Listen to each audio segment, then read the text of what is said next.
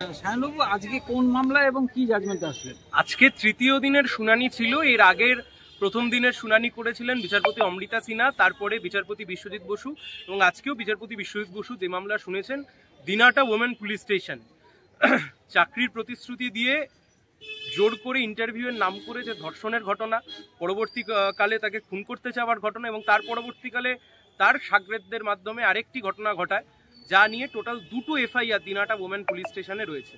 এবং আমার মক্কেলের বিরুদ্ধেও আরেকটি মামলা দিনহাটা পুলিশ স্টেশনে রয়েছে। অত্যন্ত প্রভাবশালী ব্যক্তি অভিযুক্ত।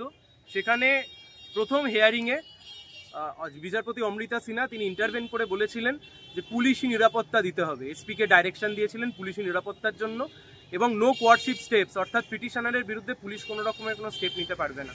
আজকে বিচারপতি বিশ্বজিৎ বসু তিনি বলেছেন 30 দিনের মধ্যে যে দ্বিতীয় এফআইআর যেটা হয়েছিল, সেই দ্বিতীয় এফআইআরে 30 দিনের মধ্যে চার্জশিট দিতে হবে। অপরাধী কারা ঘুরে বেড়াচ্ছেন, তারা যদি বাইরে ঘুরে বেড়ান, যদি পুলিশ না ধরতে পারে, অ্যাবসকন্ড হিসেবে দেখিয়ে দিতে হবে। এবং 3 নম্বর কথা, পুলিশ প্রোটেকশন যেটা চলছিল এবং not to take any coercive action, অর্থাৎ পিটিশনারের বিরুদ্ধে কোনো রকমের কোনো স্টেপ নেওয়া যাবে না, এবং পুলিশ নিরাপত্তা, সেই পুলিশি নিরাপত্তা চলবে।